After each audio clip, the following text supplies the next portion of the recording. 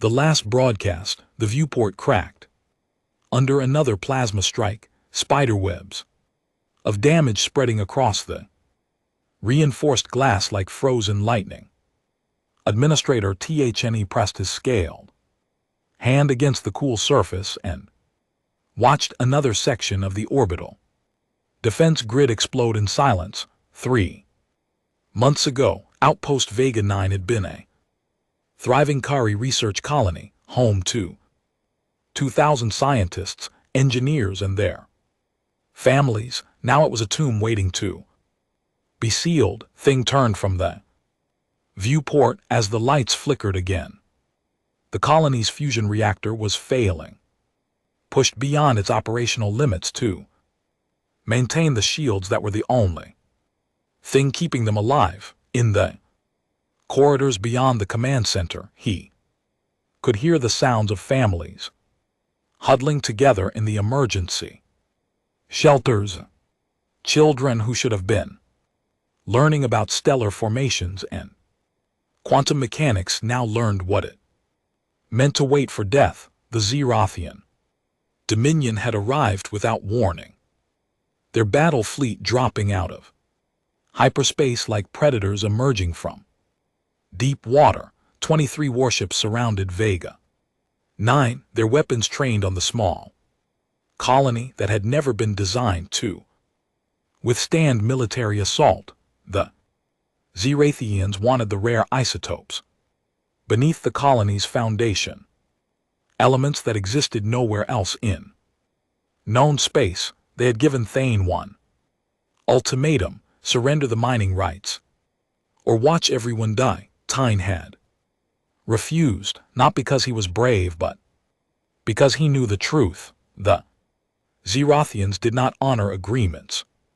They would take the isotopes and leave nothing but bodies floating in the void. Better to die standing than live on your knees, his grandfather used to say. Now THNE understood what those words truly cost. His communications officer, a young Kari named Sarah, looked up from her console with eyes that had long since lost their hope. Administrator, I have sent distress calls to the Federation Council, the Merchant Alliance, the Collective, Parliament, and every independent system within range. No one is responding. Tyne had expected as much. The galaxy was full of governments that spoke eloquently about justice and cooperation, but when action was required, they discovered countless reasons why intervention was impossible. The Federation feared destabilizing trade relations. The Alliance worried about economic sanctions. The Parliament cited non-inference protocols that conveniently applied when helping was dangerous. Another explosion rocked the colony. Somewhere in the lower levels, someone screamed. Fane closed his eyes briefly, allowing himself one moment of despair before pushing it down. His people needed him focused, not broken. How long until the shields fail? He asked quietly. Sarah checked her instruments. 4 hours at current drain rate, maybe less if they concentrate. Fire on one section. For hours. Fane moved to the central command console and pulled up the colony's manifest. 2,000 faces looked back at him from the database. Scientists who had dedicated their lives to understanding the universe. Engineers who built wonders from metal and mathematics. Children who would never grow old enough to see Earth, sun, or swim in Kari's crystal oceans. Sarah, I want you to prepare one final transmission. TH said, broadcast on all frequencies, emergency channels, everything we have. Administrator, we have been broadcasting for 3 months. No one, I know. Then's voice remained steady, but we will keep trying until the end. Record this. Sarah activated the recording system. Tyne stood straighter, summoning whatever dignity he could find in their final moments. When he spoke, his voice carried the weight of 2,000 souls. This is Administrator THNE of Kari Research, Colony Vega 9, to anyone who can hear this transmission. We have been under siege by Zarian forces for 93 days. Our shields are failing, our supplies are exhausted. We have asked for help from every government, every alliance, every power that claims to stand for civilization and peace. No help is coming. He paused, his throat tight. I do not send this message seeking rescue anymore. I send it as a record. Let it be known that we stood here. Let it be known that we refused to surrender our people to slavery and death. Let it be known that when the galaxy turned away, the Calari of Vega 9 faced the darkness with courage. Fane looked at the faces on his screen, at the children who would never grow up, at the dreams that would die with them. If anyone finds this message after we are gone, remember us. Remember what happens when civilization abandons its principles. Remember the cost of looking away. He nodded to Sarah, who ended the recording and began broadcasting it across every channel, repeating the message in every language. Stored in their database, minutes crawled past like hours. Fane watched the tactical display as the Zerathian fleet tightened their formation, preparing for the final assault. Their flagship, a massive dreadnought called the Crimson Fang, moved to the front of the attack line. Aboard that ship fleet Commander Zask would be smiling, anticipating the moment when Vega 9 shields collapsed and he could claim his prize. Administrator Sarah's voice suddenly cut through the silence like a blade. I have something on Longgrain. Sensors, single contact bearing directly toward us at extreme velocity. Fane felt his pulse quicken despite himself. Zerathian reinforcements. No sir, they signature is different. Computer is analyzing. Sarah's fingers danced across her console. Administrator, the database identifies the vessel as human origin. The command center went silent. Every Calari turned to look at the tactical display where a small blip raced across the starfield toward their dying colony. Humans were legendary throughout the galaxy, though few species had direct contact with them. They had emerged from their home world only generations ago. Violent species from a death planet that had forged them in fire and blood. Stories about humans circulated through every spaceport and trading post, tales of human warships that never retreated. Stories of human soldiers who fought with terrifying efficiency. Legends about a species that seemed to seek out danger and laugh in its face. The Kari had always dismissed such stories as exaggeration. Now, as a human vessel raced toward impossible odds, Fane wondered if the legends had been understatements. Are they responding to our distress call? Fane asked. Unknown.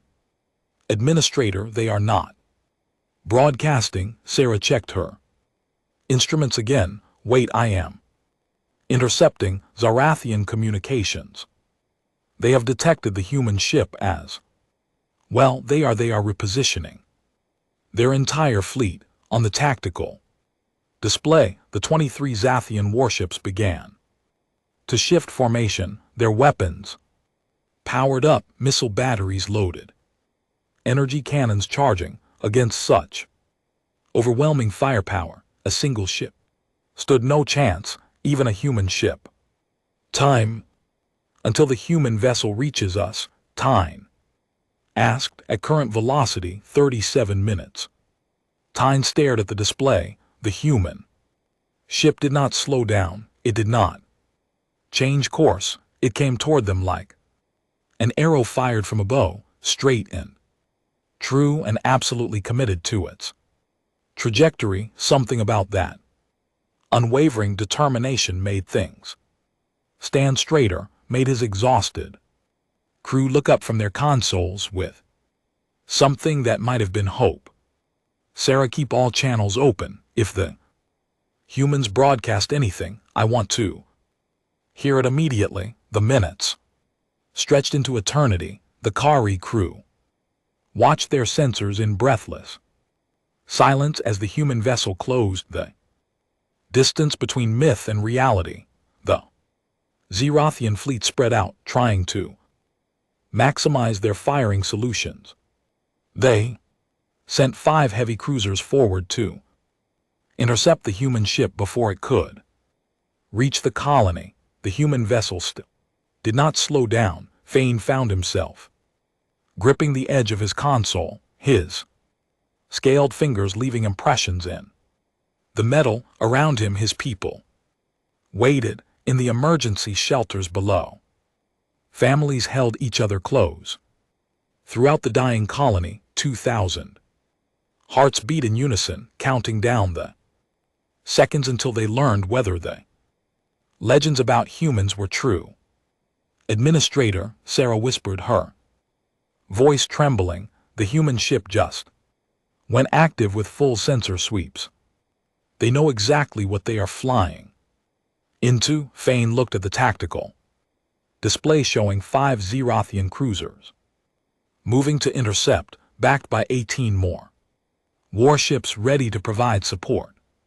Mathematics did not lie. 1 ship against 23 meant the one would die, but the human vessel kept coming, and deep in Tyne's chest, something that had died 3 months ago stirred back to life. Not hope, not yet, but perhaps the memory of what hope felt like before the Xerothians came and taught his people what it meant to be abandoned by the galaxy. The human ship closed the distance. 5 minutes now. 4-3. Everything was about to change when humanity answers. Fleet Commander Xerask watched the lone human vessel approach his formation and allowed himself a moment of amusement. His scaled lips curled back, revealing rows of serrated teeth designed for tearing flesh.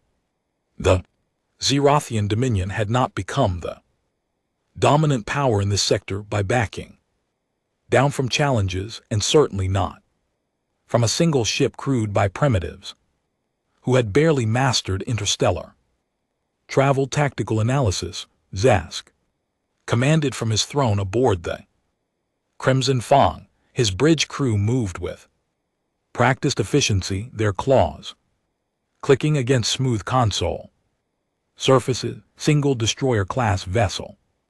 Commander, his weapons officer reported. Mass approximately 8,000 tons. Energy signature indicates advanced fusion drives and what appears to be experimental shielding. Weapon systems are unusual. The configuration does not match any standard military doctrine in our database. Zask leaned forward, his interest piqued. Elaborate. The vessel carries what appear to be kinetic accelerators rather than plasma cannons. Commander, primitive technology, but the energy readings suggest velocities far beyond conventional projectile weapons. Additionally, I am detecting multiple launch bays and what may be boarding craft. Zask laughed, a harsh sound that echoed through the bridge. They intend to board us. Send 5 cruisers forward. Destroy the human ship before it enters our defensive perimeter. The 5 Xerothian heavy cruisers broke formation and accelerated toward the approaching destroyer. Each cruiser outmassed the human vessel 3-2. One carried enough firepower to level a city and was crewed by warriors who had conquered a dozen systems. Against their Combined might, the human ship should have recognized the futility of its mission and retreated. Instead, it accelerated directly toward them, aboard.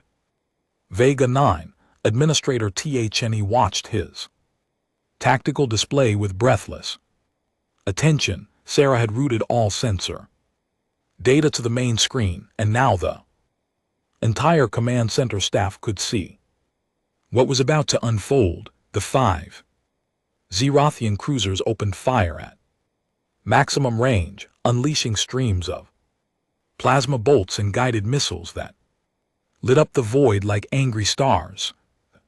Human destroyer did not evade, it flew straight into the barrage. "They are going to die," whispered one of Tyne's engineers, his voice hollow with despair. But then something extraordinary happened. The human vessel's point defense systems came alive with a precision that defied belief. Thousands of small caliber rounds created interlocking fields of fire, each projectile calculated to intercept incoming missiles with mathematical perfection. Plasma bolts that should have melted through armor splashed harmlessly against shields that bent and distributed energy in ways that seemed to violate known physics. And then the human ship returned fire. DNE had never seen weapons like these. No elegant energy beams, no explosive missile, instead solid metal slugs, accelerated to speeds that made his sensors scream warnings about relativistic impacts. The first projectile struck the leader cruisers' shields and punched through them like they were made of paper. The second followed the exact same trajectory, widening the breach. The third, fourth, and fifth slammed into the cruiser's armor plating. By the time the 10th projectile hit, the Xerothian cruiser's reactor destabilized and the entire ship vanished in a sphere of white-hot plasma. The remaining 4 cruisers broke formation, their commanders suddenly understanding they were not facing prey but a predator. They scattered, trying to create distance and regroup. The human destroyer did not pursue. Instead, a calm voice filled every communication channel in the system, speaking in perfect galactic standard. "This is Captain Elena Martinez of the Earth Alliance Warship Defiant. Xerothian forces, you are ordered to withdraw from this system immediately.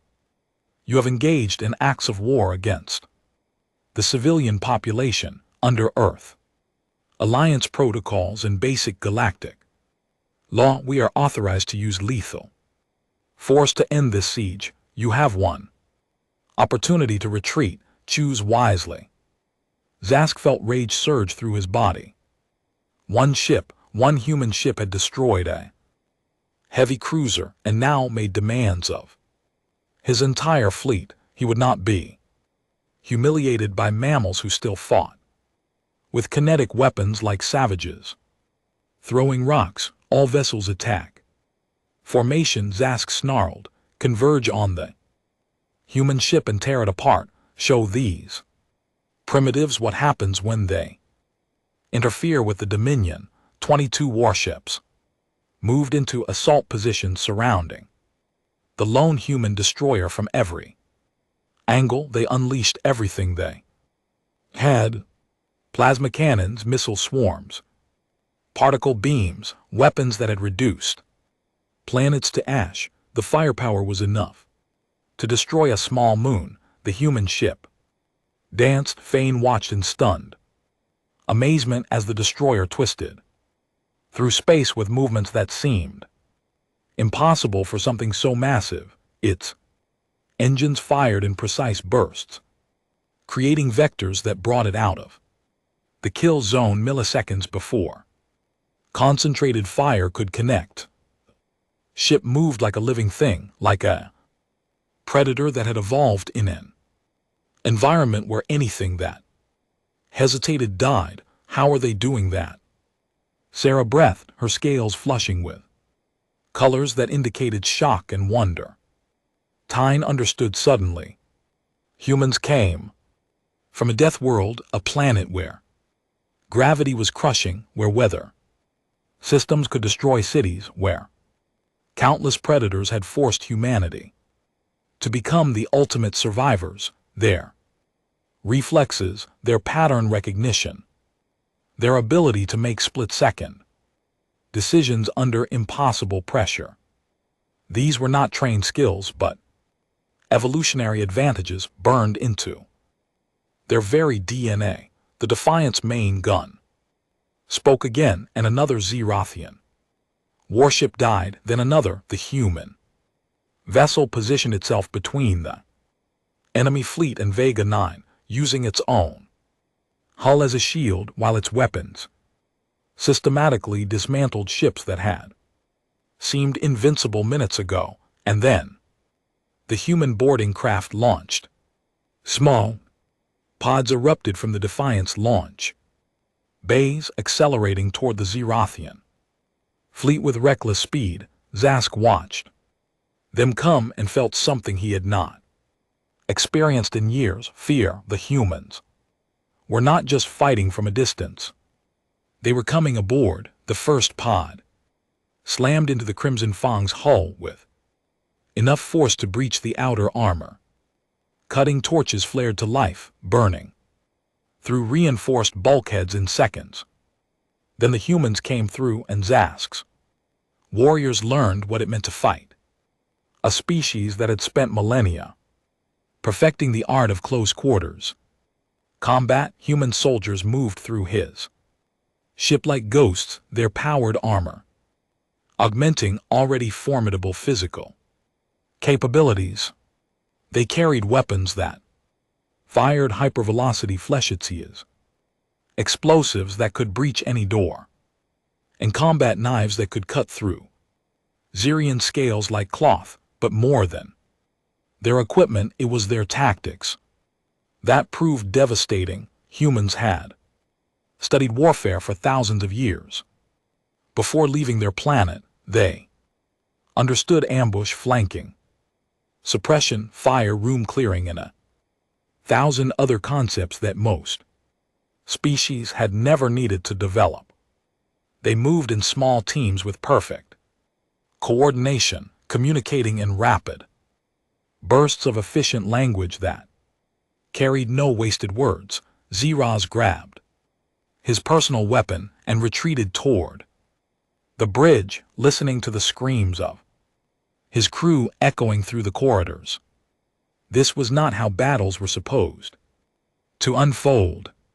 You destroyed the enemy from a distance with superior firepower. You did not board their flagship while fighting their entire fleet.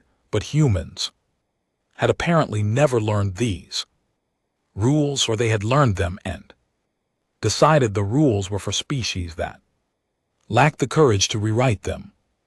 Captain Martinez's voice filled the Crimson Fang speakers. Commander Raz, your fleet is defeated. 12 of your warships are destroyed or disabled. My Marines control your engineering section and weapon systems. Surrender now, and you and your crew will be treated according to the conventions of warfare. Resist, and we will take your ship room by room until nothing remains. Zask looked at his tactical display. It showed a nightmare. Half his fleet was gone. The other half limped through space, their weapons offline, their crews either dead or evacuating. Single human destroyer still positioned itself between his forces and the Kari colony, daring anyone to try attacking the civilians it had sworn to protect. He had lost completely, utterly, impossibly lost to a single ship crewed by a species the galaxy had dismissed as dangerous but insignificant. Zask dropped his weapon. We surrender. Hours later, Fane stood in the Defiant's briefing room, still trying to process everything that had happened. Captain. Martinez sat across from him, her dark eyes sharp and intelligent, her posture relaxed despite having just fought. Battle that would become legend. She was smaller than Fane had expected, barely reaching his shoulder. But something about her presence filled the room. Administrator THNE, medical teams are transferring to Vega 9 now, Martinez said. We have supplies, fusion cores, and construction materials aboard. Your colony will be operational within days. Why? The question burst from Tyne. Before he could stop it, why did you come? No one else answered. The entire galaxy turned away, but you came. One ship against 23. Martinez smiled, and Tyne saw something in that expression that made him understand humans a little better. It was not arrogance or bravado. It was simple conviction. Because you needed help, Martinez said quietly. Because we heard someone calling into the darkness, asking for anyone who still believed civilization meant more than empty words. Earth remembers what it is like to be alone, Administrator. We remember what it is like when no one comes to save you, so when we hear that call, we answer every single time. She stood and extended her hand in the human gesture of respect. Fane took it, feeling the strength in her grip. Besides, Martinez added with a slight grin, we are humans. Tell us the odds are impossible, and we will just see it as a challenge. 23-1, those are practically even odds where we come from. Fane laughed for the first time in 3 months. Outside the viewport, human engineers worked alongside Kari technicians to repair Vega 9. Xerothian prisoners were being processed with the fair treatment Martinez had promised, though Fane suspected they would spend years trying to understand how they had lost so completely. The galaxy would hear about this day. They would hear how one human warship had emerged from the endless void when no help was coming. They would hear how Captain Martinez and her crew had stood between defenseless civilians and certain death. They would hear, and they would learn what it meant to have humans as allies, and they would learn what it meant to have humans as enemies. Fane looked at the captain who had saved his people and made a silent promise. The Kari would not forget this debt when humans needed help. When Earth called into the darkness, Vega 9 would answer, because that was what civilization truly meant. Not treaties or trade agreements, but the simple understanding that when someone is drowning, you reach out your hand. Humanity had remembered that truth. Now the galaxy would remember it.